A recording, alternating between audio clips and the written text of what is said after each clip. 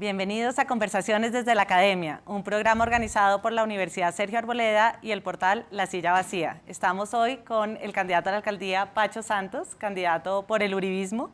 Es nuestro tercer candidato que viene a este programa. Pacho, muchísimas gracias por estar aquí y muchas gracias Miguel Ceballos, decano de la Sergio Arboleda.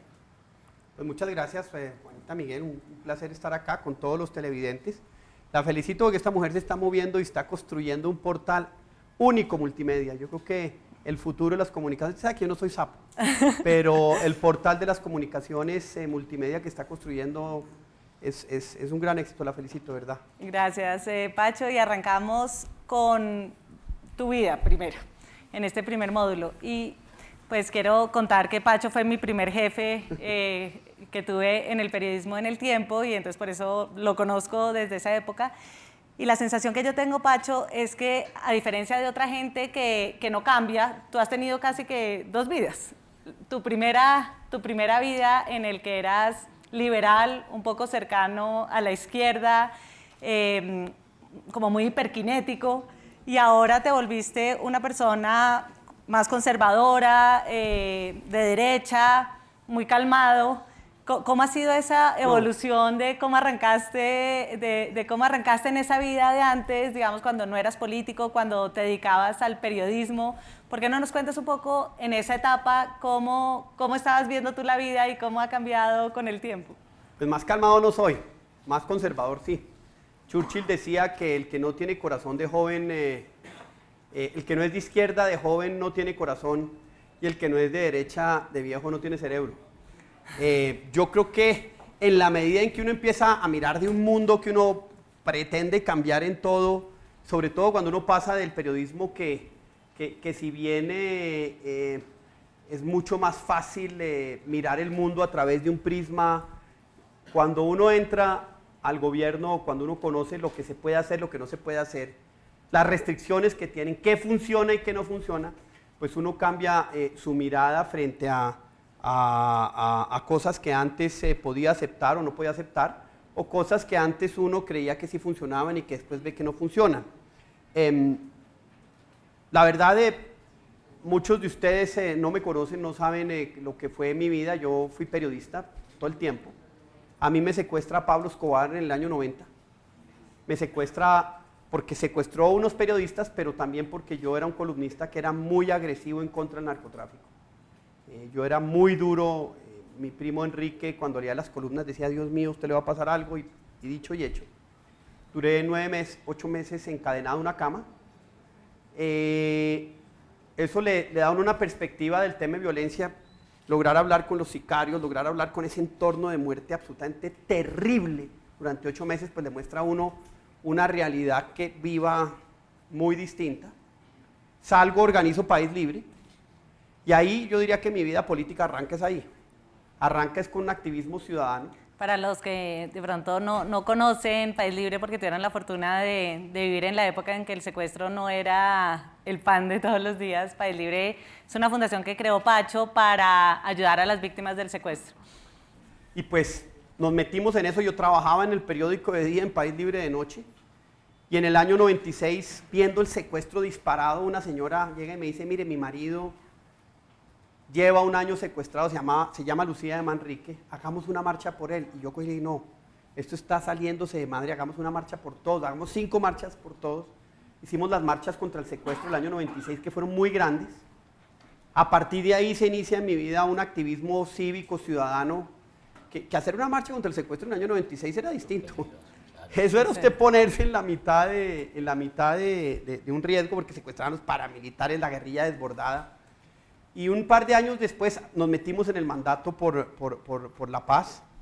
Después nos metimos en cuando muchos jóvenes no saben que aquí el ELN secuestró un día una iglesia. Estaban 80, 100, no, como 110 feligreses en Cali. Llega el ELN con 10 buses, los encañona y se los lleva para el monte. Pocas semanas después, o antes no me acuerdo, secuestran un avión, lo aterrizan en el Magdalena Medio. Y ahí volvemos, yo me vuelvo a activar, creamos el No Más. Yo era, pues digamos, la cara, ayudábamos a montar, hicimos más de 180 marchas en toda la ciudad. Después hicimos una marcha gigante en octubre que lo que dice la gente y lo que medían los periódicos y los medios era que pueden haber marchado 12 millones de personas, parecido un poco a la de las FARC del 2007. Y después hacemos una cosa muy bonita con Antanas Mocus. El ELN empieza a volar torres, y volaba torres. Y nos sentamos con Antanas y le dije, ¿qué hacemos? Me dijo, mire, ¿por qué no montamos una cosa distinta y montamos lo que se llama el apagón? Y el lema era, el ELN nos quiere apagar las casas, apaguémosla nosotros. Y pusimos una hora para que todos los colombianos apagaran la luz, eso fue en el año 2000, y lo apagaron 6 millones de hogares, porque eso se puede medir, es medible.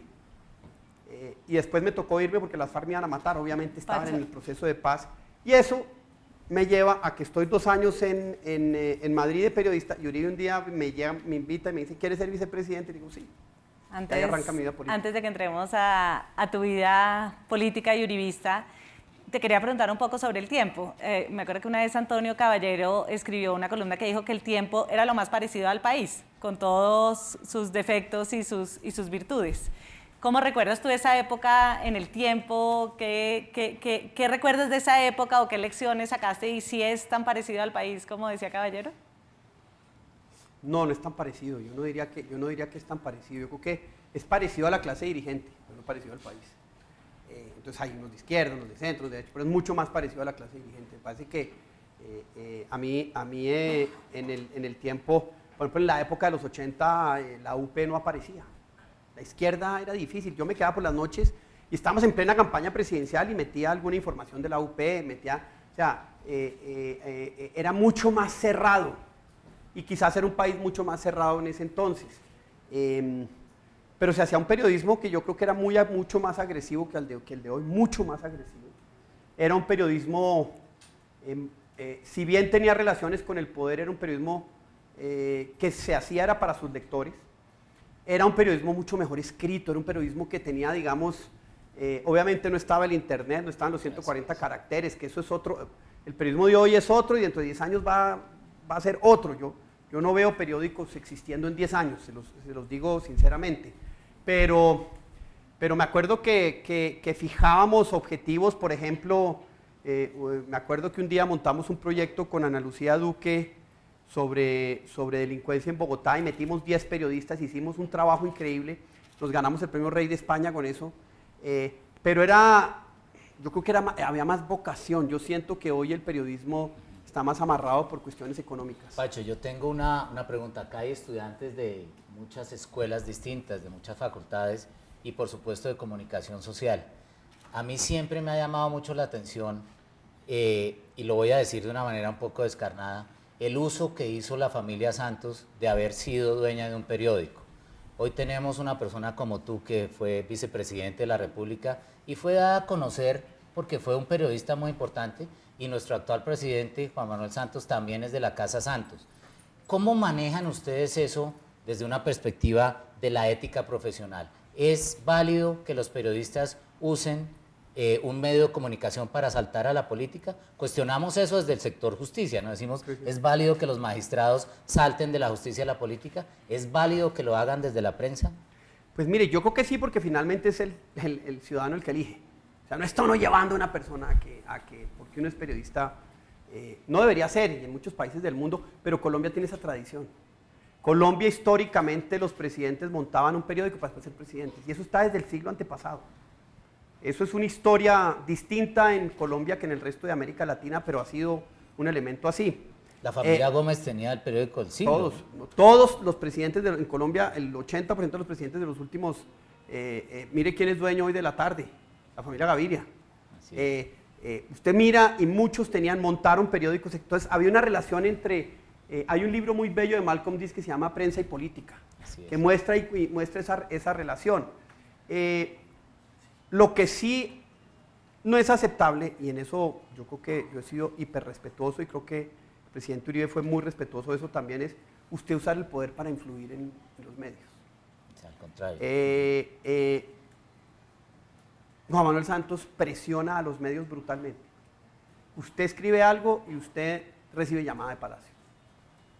O recibe plata para ayudar. Eso se ha llevado en este gobierno unos extremos brutales en los que yo creo que por primera vez así como la libertad de expresión en Colombia se vio brutalmente amenazada en los 80 y principios de los 90 por el narcotráfico. Yo creo que hoy la libertad de expresión se está viendo brutalmente cooptada por los poderes que compran o sancionan.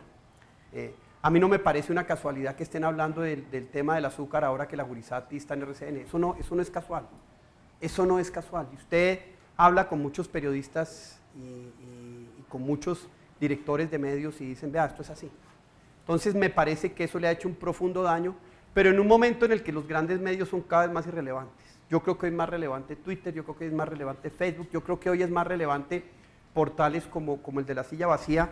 La atomización de los medios de comunicación va a hacer que los Caracoles, RCNs, Tiempos, Espectadores, Colombianos en 10 años sean algo totalmente distinto. Y a los que estudian comunicación social le voy a contar una anécdota. Cuando yo trabajaba en RCN me echaron de RCN, pero fue bueno, yo quiero mucho a los Ardila, etcétera, pues es otra parte de la historia de mi vida. Yo hacía giras por todo el país y me invitaban a las facultades de comunicación y les decía, por favor, no estudien comunicación social. Por favor, no estudien periodismo. El periodismo del futuro no lo están enseñando hoy las facultades de comunicación.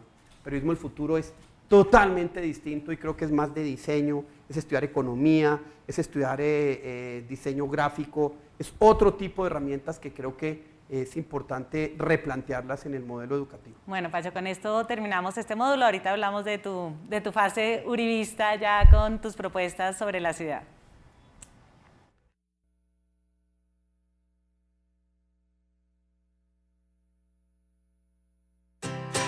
Universidad Sergio Arboleda, la universidad más joven de Colombia con acreditación de alta calidad. Un sergista soñó en grande y lanzó el primer y único satélite colombiano al espacio. Un sergista cuenta con 3 sedes en Colombia y una en España. Además, tiene convenios con las mejores universidades del mundo para seguir sus estudios. Porque un sergista aprende del mundo con un enfoque en el ser humano para aportarle a su país. Estudia en la Universidad Sergio Arboleda, Colombia y España, donde tú sí cuentes. En la Universidad Sergio Arboleda creemos que puedes cambiar el mundo si cuentas con nosotros para ayudarte a lograrlo. Por eso, creamos un centro de innovación para incentivar el emprendimiento en nuestros estudiantes. Por eso llevamos a nuestras aulas profesores destacados de todo el mundo.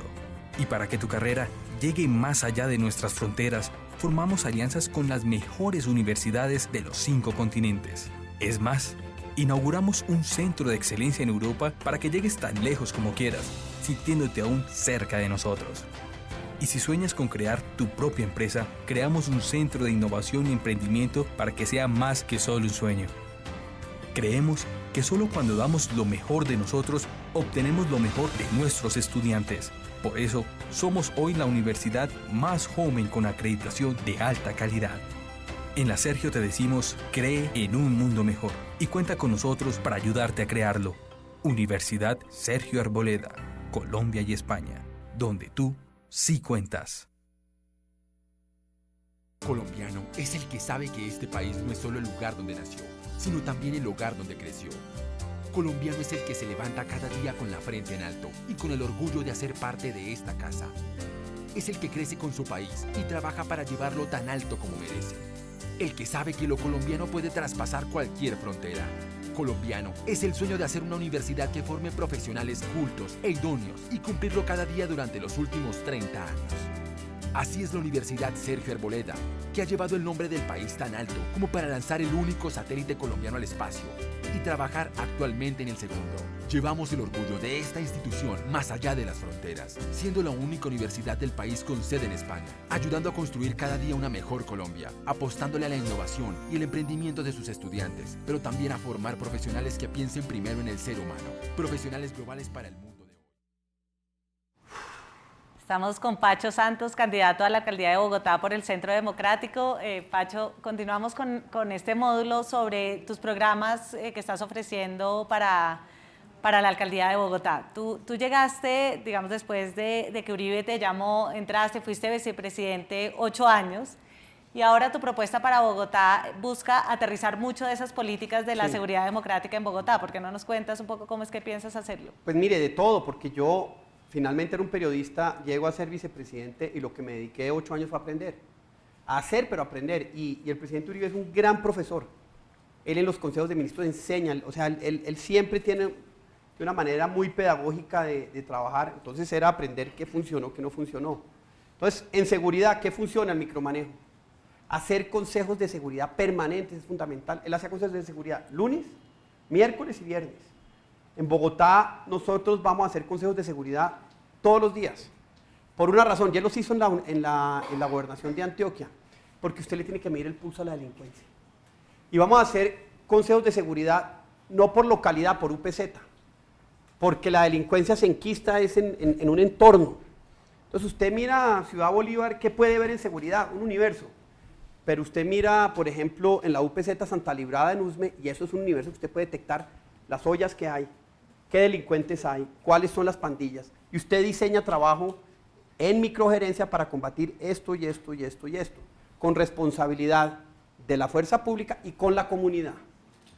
La comunidad cuando vea al alcalde, en ese caso al presidente, al general, ahí suelta, dice, este es el problema, este policía se torció, este policía está funcionando bien, esto está mal. Entonces, usted tiene una radiografía mucho mejor que si usted hace simplemente un consejo de seguridad, yo con yo, el comandante de la policía, el secretario de seguridad, que lo vamos a creer, y el alcalde. No, hay que involucrar a la comunidad. Entonces, esa microgerencia y ese nivel de detalle y esos planes focalizados funcionaron y funcionan en Bogotá. Entonces, eso es uno de los elementos Pacho, que vamos ahora a... que estás hablando de seguridad, el tema de justicia, una de las cosas que es más difícil en esto es la relación entre las fuerzas de policía y la justicia.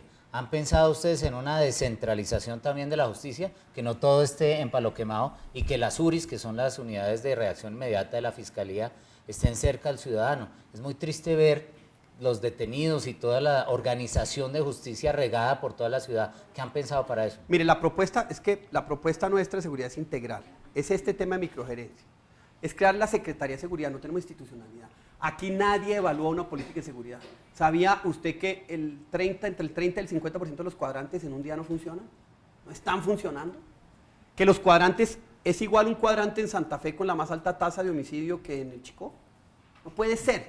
Entonces, hay un tema de institucionalidad para evaluar, para manejar mejor recursos, para hacer todo ese proceso de interlocución, para mirar qué está faltando, que hace que no tengamos los instrumentos necesarios. Todo el tema de cámaras está descoordinado.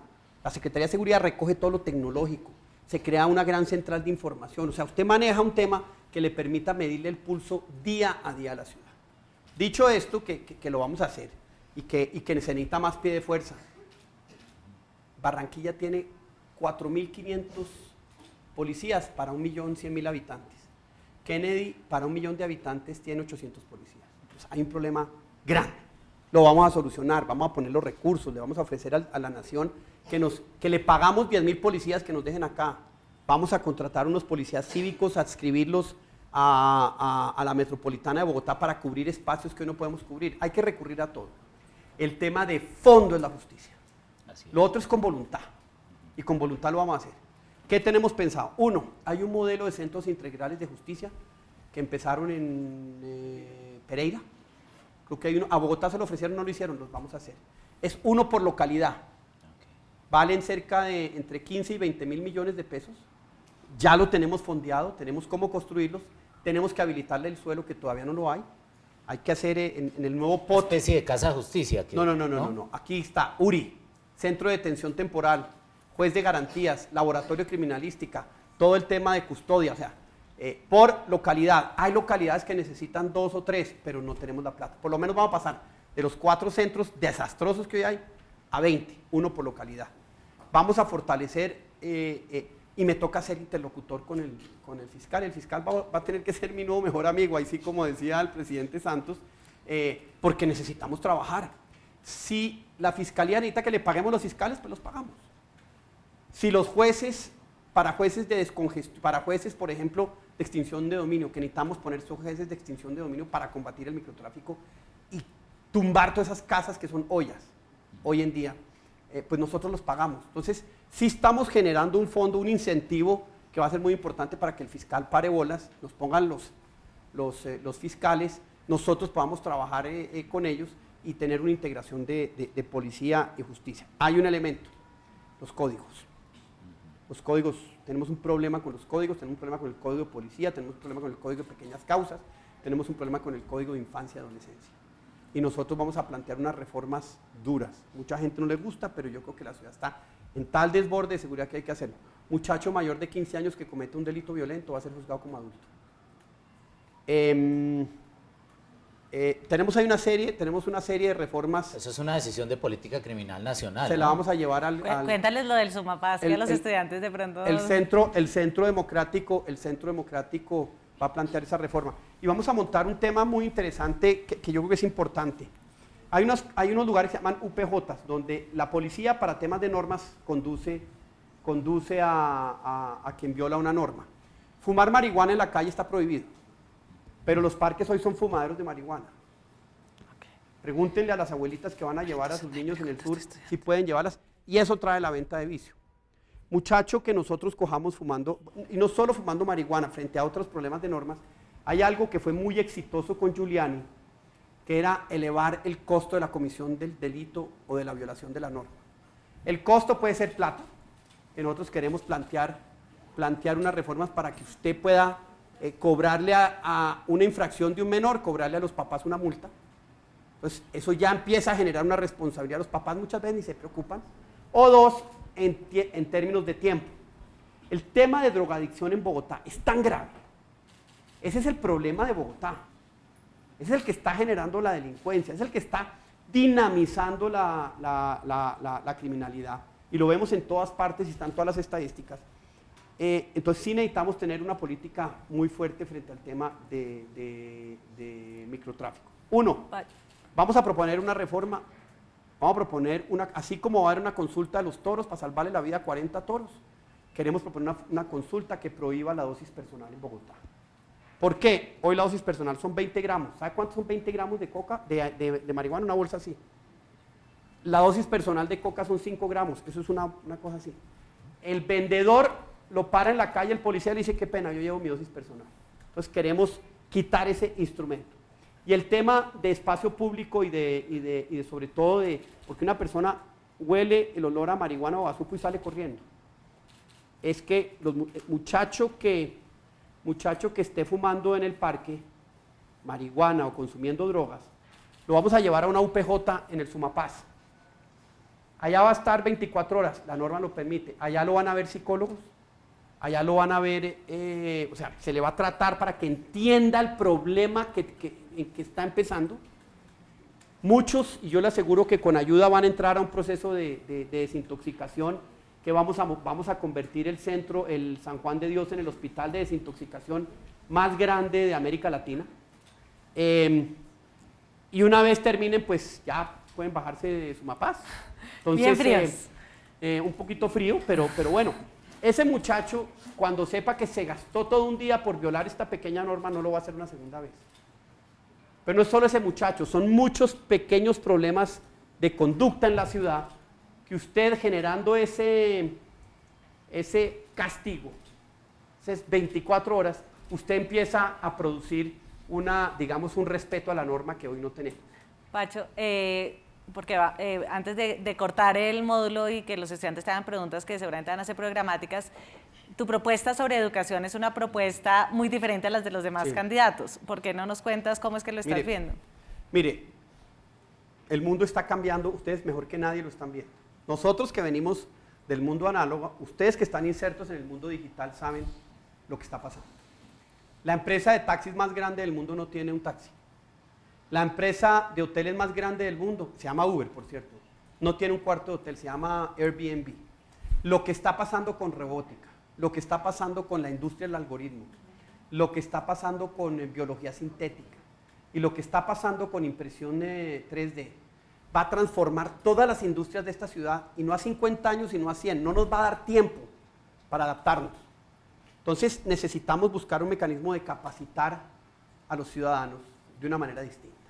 Y la única manera es a través de educación digital, no presencial. vamos a crear la universidad digital de muy bajo costo con los mejores profesores, para que esté el más pobre o el más rico pueda educarse digitalmente. Una universidad del distrito, Sí, financiada sí, por sí. el distrito. Sí, pública, de muy bajo costo, yo diría que cueste 100.000, 150.000 pesos el semestre, pero es que ya ni siquiera es el semestre, usted paga por crédito, porque yo trabajo de día, estudio de noche, me alcanza para pagar un crédito, me costarán 20.000 o 30.000 pesos, ese crédito o esas clases para ese crédito las hago en un mes, al mes pago el otro, entonces es un sistema que inclusive desagrega ya el tema semestral, usted lo maneja por créditos, y yo veo en futuro unas universidades donde usted saque un crédito de esta universidad, un crédito de esta universidad, un crédito de esta universidad, un crédito de esta universidad, y se gradúe finalmente generando una competencia con los mejores profesores pues que hay en la industria. Pacho, hay un anuncio sobre Venezuela, Cable Noticias se va a ir a ese anuncio, nosotros vamos a continuar con este debate, entonces pues despedimos la transmisión en este instante, pero nosotros seguimos hablando hasta que se termine nuestro programa Conversaciones desde la Academia. Muchas gracias por estar aquí.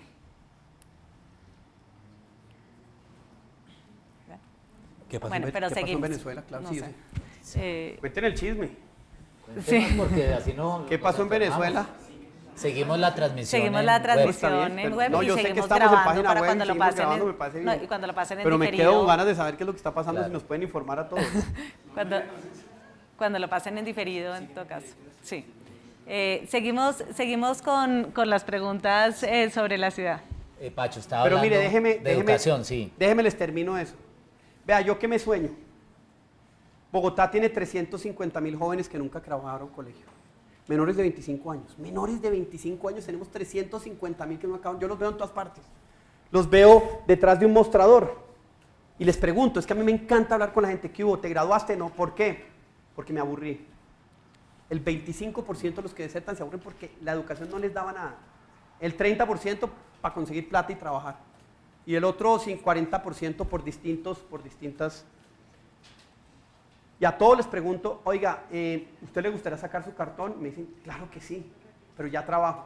Vamos a montar un colegio, que ya vi un modelo divino en Fontibón que vale plata. Nosotros vamos a montar un modelo que no cueste. Mi preocupación como alcalde es darle educación a la mayor cantidad de gente. Un colegio virtual para que ustedes de su casa saquen su título. Mi hijo estudió en un colegio virtual. Mi hijo se graduó de un colegio virtual que se llama el San Francisco Javier y entró a Colombia. Entonces esa educación está aprobada y desde hace 7 años que él se graduó a hoy eso ha evolucionado, entonces no hay que tenerle miedo a la virtualidad.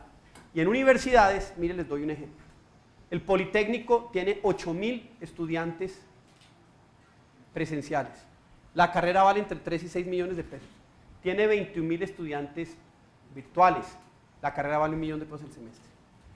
El mejor estudiante de Colombia en contabilidad el año pasado fue un estudiante de fundación que nunca fue a la universidad, o sea, virtual. Yo me imagino un muchacho, una niña de Suba, allá del rincón de Suba o de Lisboa. Yo quiero ser una diseñadora de modas. Listo, yo le voy a enseñar a ser diseñadora de modas.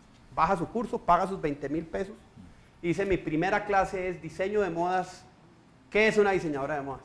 Y sale Silvia Cherasi. Y la clase la da Silvia Cherasi. Y dice, ser diseñadora de modas es esto y es esto y es esto. Y necesito esto, no es que. O Amelia Toro. Cualquiera de los grandes diseñadores o Amalina de Hasbun, ¿cómo se llama la que era de? Sí, Hasbun. Bueno, cualquiera de ellos. Pacho, una pregunta sobre eso. Y esa es la educación del futuro. Esa va a ser la educación del futuro. Y óigame, en el 2018 esa universidad va a estar al aire. Pacho, eso necesita conectividad. Nosotros hemos estado hablando con otros candidatos y nadie habla del Wi-Fi hasta, digamos que yo haya oído, del Wi-Fi gratuito. Es decir, tú puedes crear un esquema muy interesante de educación, pero la gente de pronto no tiene la platica para pagar la mensualidad a una operadora de internet. Primera pregunta es, ¿va a haber Wi-Fi gratuito algún día en esta ciudad, como la mayoría de las ciudades del mundo tienden a hacerlo? Y segundo, tú tocaste un tema que es fundamental y es la educación de jóvenes y adultos.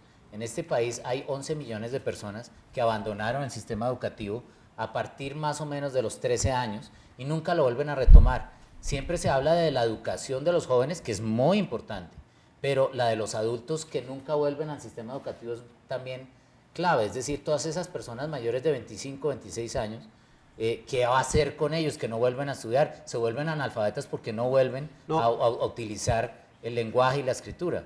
Mire, yo voy a volver a Bogotá el hub digital o de educación virtual de América Latina. Todos los recursos que Bogotá tenga que meterle a eso se los vamos a meter. Si me toca gastarme las utilidades de la ETV y gastarme las utilidades lo vamos a hacer. Eso transforma esta sociedad y va a generar y masificar la cantidad de empleo que esa industria genera. Es gigante. Entonces, esa es una apuesta productiva muy grande. Vamos a cambiar la ETV y la vamos a convertir en la empresa de tecnología de Bogotá. Comunicaciones ya es un negocio pequeño. La ETV tiene que ser el gran jalonador, el driver de la educación digital. Tiene que subsidiar las tabletas. Tiene que diseñar todo el tema de conectividad para que la gente pueda estudiar. Eso lo tenemos claro. Bogotá es una ciudad medianamente bien iluminada, ese es el término que se usa en términos de conectividad. Lo que tengamos que hacer para empezar a generar conectividad masiva, de alta velocidad, en toda la ciudad lo vamos a hacer. Punto. Gratuito, Wi-Fi lo vamos gratuito. a hacer. En muchas partes, de pronto no gratuito, pero usted compra su teléfono de la ETV y usted lleva su portabilidad de Wi-Fi en toda la ciudad. Entonces, ahí podemos incentivar muy bien que usted maneje ese tipo de, digamos, ese tipo de conectividad y la transporte y la lleve. Pero hay mecanismos y mire, yo tengo que ser muy sincero, Catán ha hecho un buen trabajo, ha defendido la ETV. La ETV está en un buen momento económico. Hay que fortalecerla, va a seguir siendo pública porque va a ser el instrumento de transformación de la educación en Bogotá. La educación no la está cambiando el sector educativo, la está cambiando el sector tecnológico. La educación, las universidades hoy son igualitas a como eran hace 250 años, 300 años. Los colegios también siguen siendo como hace 200 años, que es cuando arrancaron los colegios. Pero lo que yo estoy viendo es impresionante. Lo que está cambiando los colegios, los últimos colegios que está montando Google, obviamente son experimentales. Eso es otra cosa. Pacho. Pero eso es un niño distinto que está conectado distinto y nosotros tenemos que montarnos en esa ola. Nos montamos en esa ola y el futuro de esta ciudad y este país es totalmente distinto. Pacho, antes de darle la palabra a los estudiantes, te voy a hacer una última pregunta, sobre todo porque es la primera vez que te oigo decir que algo de la administración Petro funciona, porque has basado mucho tu campaña en una crítica muy frontal a la administración de Petro.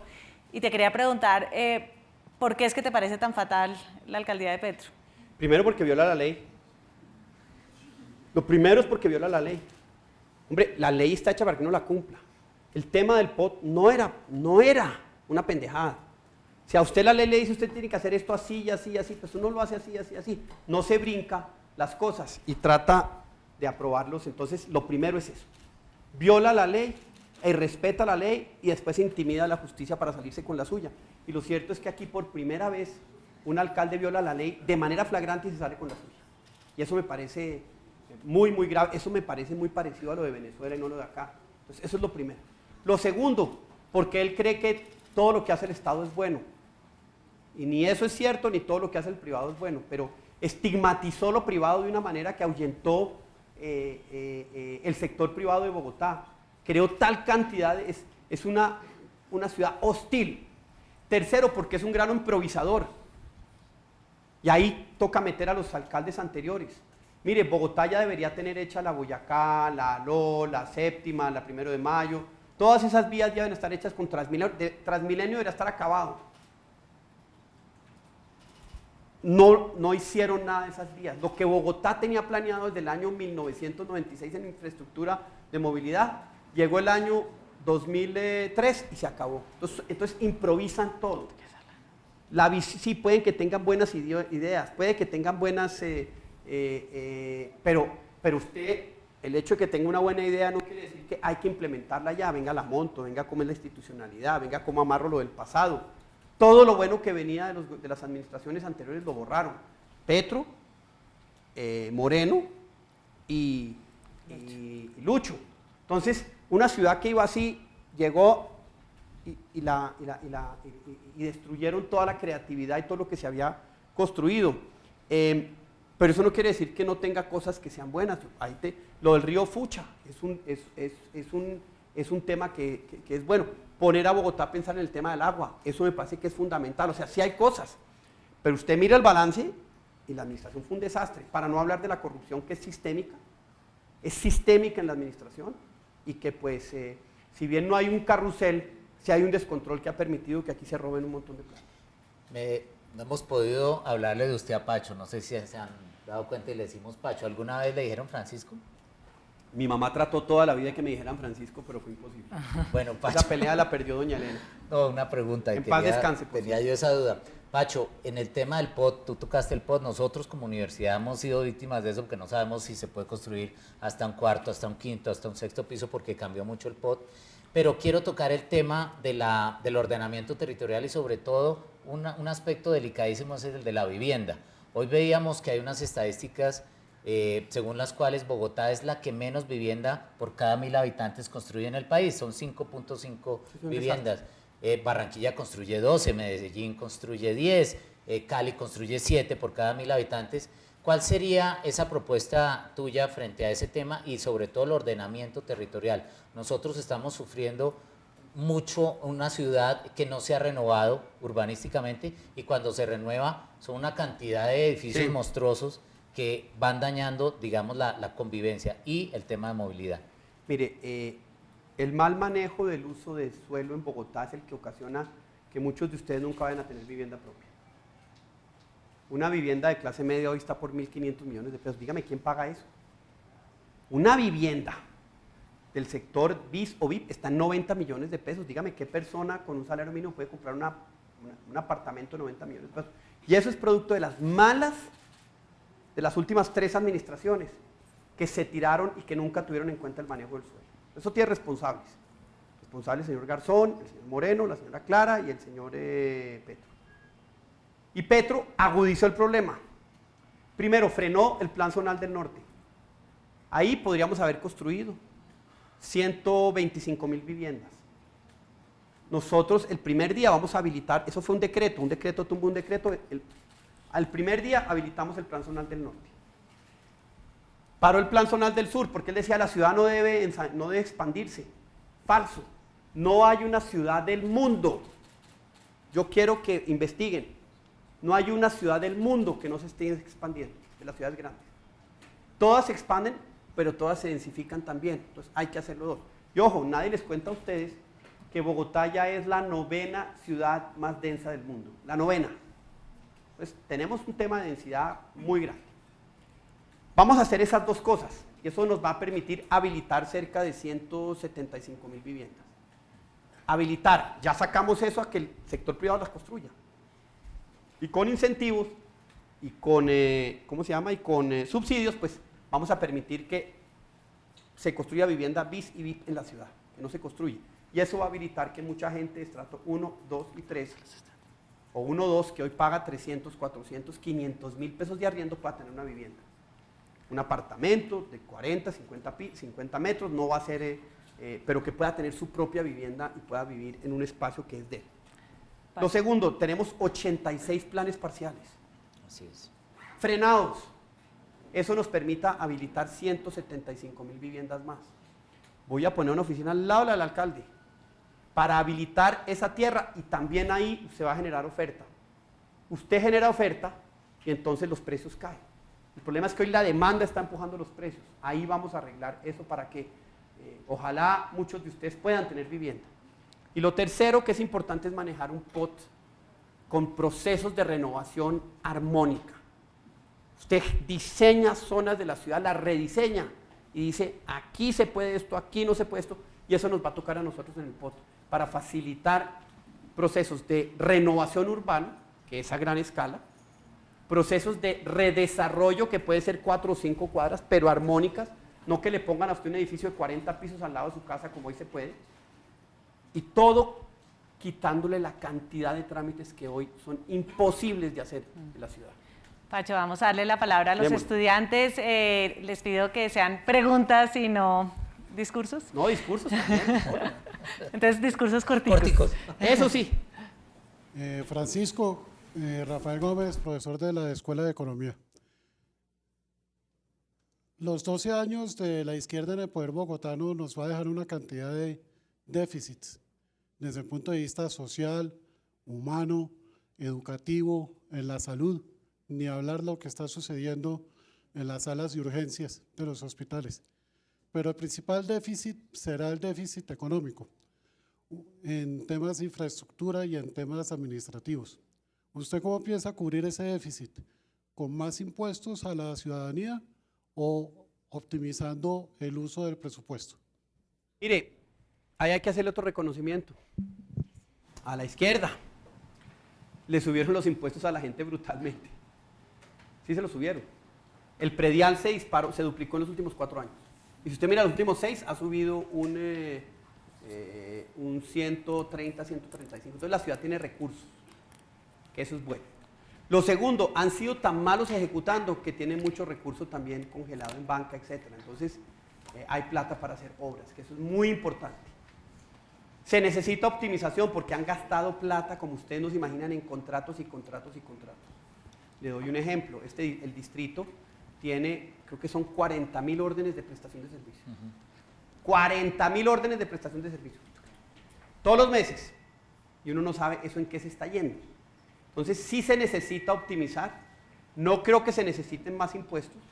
Lo que vayamos a hacer en valorización vamos a cambiar y la valorización se va a pagar después de que la obra esté hecha. Es decir, le vamos a cobrar a la gente cuando la obra esté hecha, no antes. Porque es que hoy le cobran y no le hacen la obra, que es una vagabundería. Entonces nosotros sí tenemos que racionalizar el gasto. No hay mucho cupo más para aumentar impuestos, les soy sincero, la gente está de acá. Usted va a Modelia. El otro día me pasó en el barrio Luis Carlos Galán, allá cerca del río Juan Amarillo, eso es Engativá, abajo en Engativá. Me dice una señora, mire mi predial del 2014, 135.000 pesos.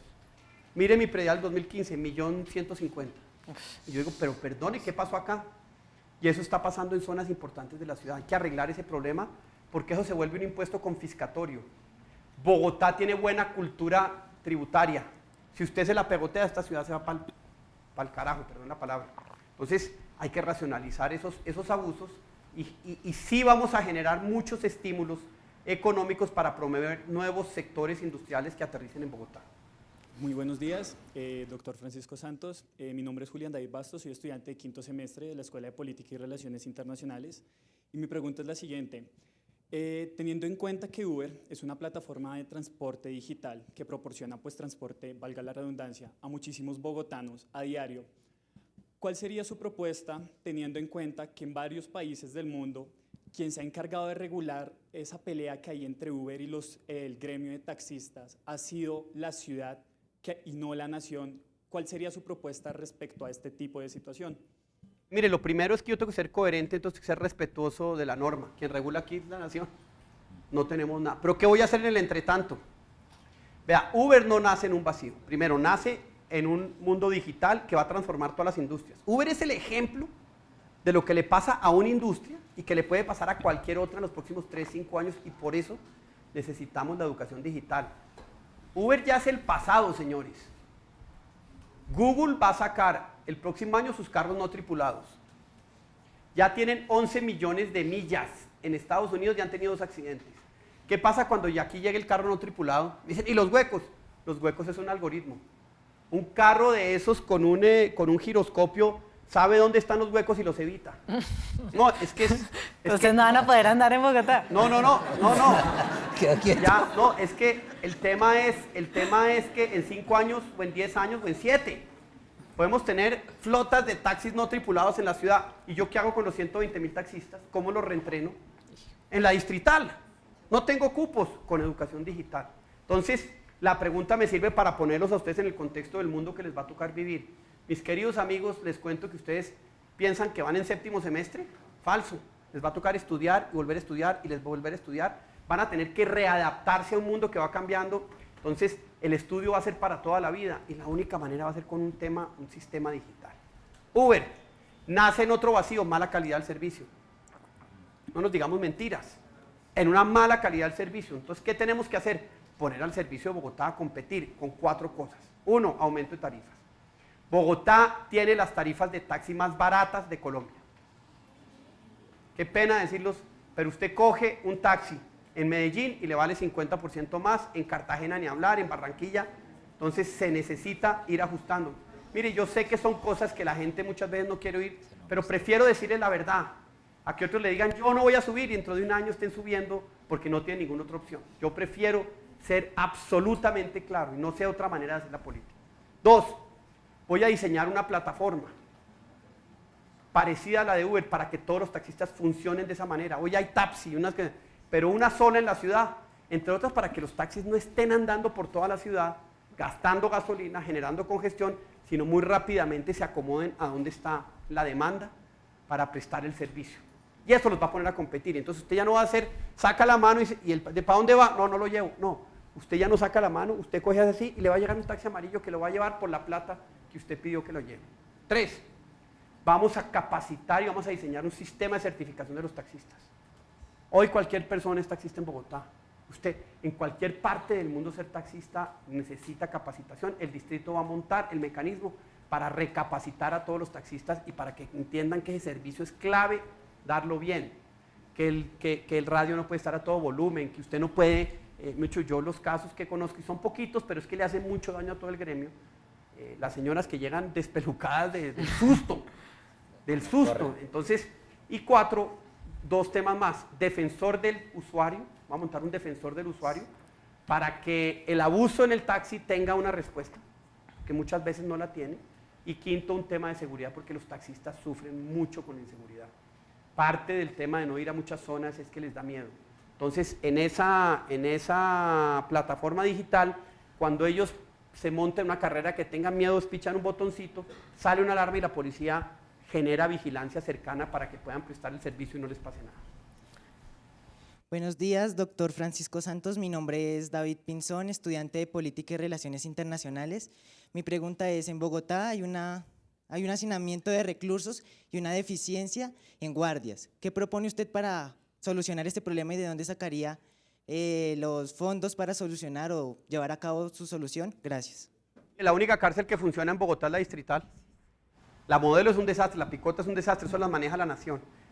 Nosotros, dentro de los centros integrales de justicia, vamos a crear, y eso lo tenemos financiado, los lugares, pero esos son de reclusión temporal. Son de reclusión mientras le definen la situación jurídica. Una persona no debe pasar en esos centros más de 48, 72 horas, dependiendo, hasta que el juez de garantías tome la decisión. La verdad, nosotros no tenemos margen de maniobra. Hemos pensado en si ampliar la distrital, si construir otra cárcel solo para reclusos de delitos que tengan cierta especificidad en Bogotá. Estamos dando ese debate, pero no le tengo una propuesta y una respuesta en ese sentido, porque para mí es prioritario y con recursos limitados uno tiene que tener prioridades, el tema de los centros integrales de justicia. Para mí ese es el instrumento crítico con el que vamos a llegar para que la justicia empiece a apropiarse de Bogotá, empiece a entender que Bogotá es fundamental. Esa es la zanahoria con la que estamos seguros los fiscales. Uy, nos dieron un sitio digno, uy, qué maravilla. Entonces lo sacamos de palo quemado, venga, funcionamos en las localidades, venga, entendemos la criminalidad local, porque es que un fiscal también tiene que entender el entorno en el que está. Entonces, los recursos que tenemos los vamos a meter en esos centros integrales de justicia. Buenos días, doctor. Buenos días, doctor Francisco Santos. Digamos que mi pregunta es enfocada hacia el tema de la movilidad, ya que muchos bogotanos les preocupa mucho ese tema. Digamos, ¿qué estrategias se ha planteado desde su candidatura? ¿Qué piensa hacer o qué estrategias piensa hacer a la movilidad? Medidas de corto, de mediano y de largo plazo. Corto plazo, institucionalmente fortalecer la Secretaría de Movilidad. Ustedes saben que Bogotá no tiene gerencia, no tiene un centro de comando y control de su movilidad. Todas las ciudades del mundo lo tienen. Todas las ciudades del mundo siguen cada una de sus vías arterias, acá no. Por eso se estrella un carro en la 30 y se demora 1 hora en llegar un policía. En cualquier lugar del mundo usted tiene cámaras, usted tiene un centro de comando y control de reacción rápida que cambia flujos, usted tiene semaforización inteligente con sensores de flujo que le permiten que un semáforo en hora pico dé más paso para un lado que para el otro. Aquí no, aquí los semáforos dan el mismo paso a las 7 de la mañana que a las 12. Y eso es parte del enredo. Entonces eso es gerencia, eso es de corto plazo. Hay que arreglar el SITP. El SITP es un desastre. Usted arregla el SITP y arregla Transmilenio. Y eso requiere resolver el problema de las 2 empresas que están quebradas. Pero de una. Eso requiere cambiar toda la operación. Hoy van por rutas, pasan vacíos donde la gente no los necesita y llenos donde la gente los necesita. Es un tema operacional. Hay que renegociar el contrato del SITP, hay que cambiar de flota, pero usted maneja bien el SITP y mucha gente se va a bajar del Transmilenio y se va a pasar al SITP, que tiene todavía una capacidad todavía de movilización muy grande. Entonces, rediseñando rutas, arreglando esos problemas, usted empieza a arreglar Transmilenio. Hay que hacer las nuevas troncales. Yo voy a hacer la Boyacá con concesión. Yo voy a hacer la avenida longitudinal con concesión. Yo voy a hacer la calle 13 con concesión. Y la séptima y la 1 de mayo sí son de obra pública porque ahí no se puede meter una concesión. Entonces, hacer la infraestructura y vamos a llenar la ciudad de fotomultas. La ciudad va a estar cubierta de cámaras para que a través de fotomultas la gente entienda que si nos ordenamos, vamos a todos aumentar la velocidad de la ciudad. Eso es como, en términos muy esquemáticos, el programa de seguridad, de movilidad de la ciudad. Bueno, muy buenas tardes para todos. Doctor Pacho Santos, soy Melissa Moore de la Escuela de Política y Relaciones Internacionales y mi pregunta es basada con la seguridad en Bogotá. Básicamente para el 2015 tenemos un debate para lo que es el acto impacto que ha generado el homicidio en Bogotá y las tasas de homicidio que han generado diferentes sistemas criminalísticos en Bogotá. ¿Cuáles son las herramientas que usted va a utilizar para que esta tasa disminuya y al mismo tiempo para que la policía vuelva otra vez a esta moralidad institucional que ha dejado con esta administración de Petro durante esta administración, perdón por repetirlo otra vez? El tema del liderazgo es fundamental. Cuando usted hace consejos de seguridad con la ciudadanía le muestra los problemas y eso el policía siente que lo están vigilando, es muy importante. 2, ¿saben ustedes que ser policía en Bogotá es un castigo? Cuando a usted lo van, los policías prefieren ir al Cauca, a Bogotá. Es un castigo, es visto como un castigo. ¿Por qué? Porque está todo el mundo encima, porque son días larguísimos, porque es un tema mucho más difícil que estar usted en un pueblo. Entonces es un castigo. Nosotros vamos a generar una prima para los que están en vigilancia, los que están en la calle de 400.000 pesos. ¿Qué va a pasar con eso? Hoy nadie quiere estar en la calle en Bogotá, todo el mundo quiere estar o de escolta, o quiere estar cuidando una embajada, o quiere estar en oficinas. Usted pone esa prima y le van a pasar de 6.000 que hoy quieren vigilancia a 10.000. Y eso no vale mucha plata, eso puede costar 40.000 millones de pesos que la ciudad lo puede pagar. 3, vamos a focalizar, mire, el general Martínez montó una política antihomicidios y fue el que bajó la tasa de homicidios de 22 a 16. Pero eso hay que aplicarse. Eso hay que focalizar. ¿Sabían ustedes que el 70% de los homicidios en Bogotá, cuando uno ve la estadística, dice déjeme ver qué hay de investigación y qué hay de información, solo está el nombre, con qué tipo de arma lo mataron y dónde lo mataron? O sea, no tenemos todo un proceso para recoger la información que nos permita focalizar la lucha. Y cuando usted diseña planes de seguridad UPZ por UPZ, usted obviamente se enfoca en las que más homicidio tienen, porque lo cierto es que el homicidio tiene una lógica, el homicidio tiene un patrón, el homicidio no es que maten acá, no, el homicidio siempre, el 20% de los delincuentes cometen cerca del 80% de los delitos y los cometen en 2 lugares, o donde viven o donde están enquistados en su trabajo delincuencial. Entonces usted sí puede focalizar, pero necesita meter los recursos de investigación, de policía judicial, necesita aplicarse a la tarea de los delitos violentos, que es el que más se debe perseguir casi que todos los días. La microgerencia en eso funciona. Probar y rehacer, o sea, nada es infalible. Si nos fracasa esta política, la miramos y hacemos otra, y consigue uno los expertos. Mucho de lo que nosotros estamos planteando para Bogotá fue lo que Nueva York hizo en los últimos 20 años. Cuando se crea toda esa institucionalidad, la policía de colegio, la policía de tránsito, esas cosas que queremos nosotros construir, Nueva York tenía 2.400 homicidios y era una población parecida a la de Bogotá. Hoy tiene 300. ¿Cómo lo hicieron? Con este tipo de herramientas que nosotros vamos a institucionalizar en la ciudad. Y creemos que en 4 años podemos crear tanta diferencia en la ciudad que esa política continúe. Y el tema de consumo en Bogotá, que está disparado, era muy parecido a lo que pasaba en los años 90 en Estados Unidos con el crack y en Nueva York. Entonces, hay unas similitudes que nos permiten prever que ese tipo de política funciona en Bogotá y va a funcionar tal y como funcionó en Nueva York. Obviamente Vamos a pasar la última pregunta de la audiencia y hacemos un mini módulo final. Buenas tardes, doctor Pacho Santos. Soy Nicolás Mendoza, de la Escuela de Política de segundo semestre. Y mi pregunta es, ¿qué papel juega el expresidente Álvaro Uribe en su campaña? Mucha. 15 minutos más. No. Vea. Álvaro Uribe es un hombre que conoce la política, es un hombre de coherencia, es un hombre creativo, es un hombre que escucha, es un hombre que ve cosas en política que mucha gente no ve, que tiene la capacidad de... Eso es como uno tener a Messi en el Barça y decir, no, yo lo voy a sentar en la banca. En la política, en el manejo de la seguridad, yo creo que no hay una persona que tenga más valor en este país que él. Yo soy uribista, yo no soy vergonzante. Yo creo que cambiamos este país. Si Álvaro Uribe no era presidente en el 2002, muchos de ustedes estarían estudiando por fuera porque lo que había era un exilio de ciudadanos, estaba yendo todo el mundo del país. Entonces, pues, todo lo que yo lo pueda tener ayudando, asesorándome, lo va a tener. Obviamente él va a estar en el Congreso, él tiene ya muchas ocupaciones, pero lo que yo pueda utilizarlo como consejero lo voy a usar y no me da vergüenza decirlo. Pacho, vamos a finalizar esta conversación tan interesante con un módulo más político, claro, de política pura.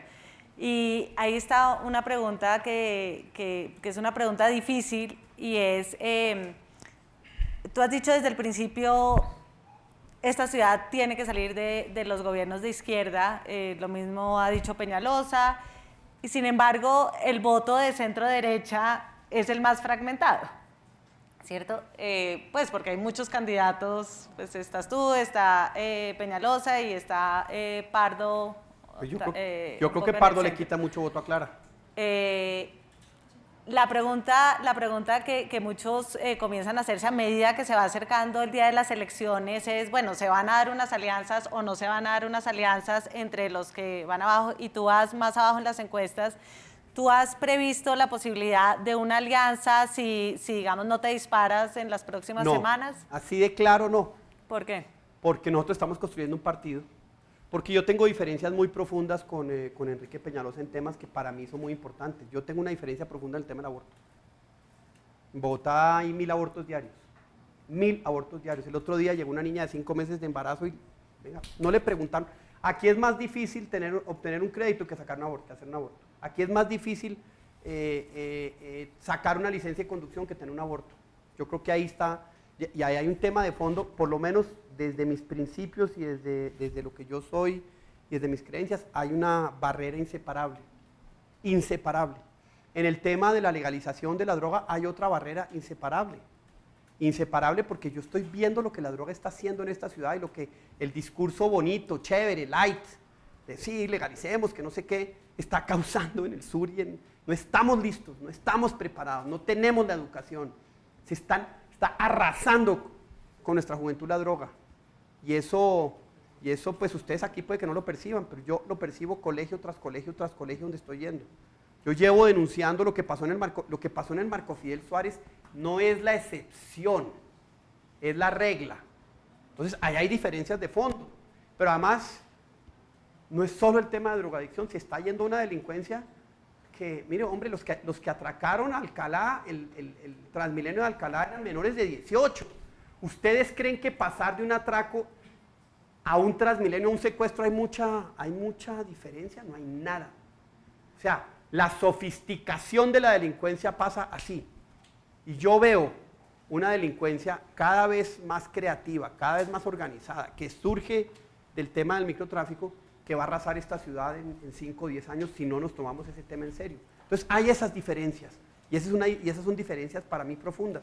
Y hay una diferencia de fondo. Yo no creo que la paz con impunidad vaya a generar paz en Colombia. Y hay una diferencia de fondo. Yo he estado metido en procesos de paz.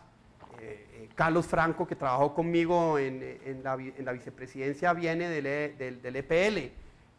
Veo algunas de las cosas positivas de lo que es un proceso de reinserción, pero sí creo que con lo que ha pasado en los últimos 20 años, con el deterioro en estas organizaciones, con el impacto del microtráfico y el narcotráfico en ellas, si los señores altos líderes de la FARC llegan al Congreso sin ton ni son, en 10 años estamos en otra negociación con otro grupo, igual de grande, igual de poderoso, pidiéndonos lo mismo, y pueden ser igual de narcos, diciendo, perdóneme, es que estos señores hacían lo mismo. Entonces, ahí hay una diferencia de fondo también que pues me coloca en otra orilla. Yo sé que es fácil hablar de paz, yo sé que aquí vamos a arreglar todo. No, no es cierto.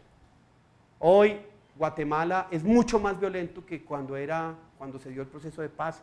En Centroamérica pasó lo mismo, en El Salvador.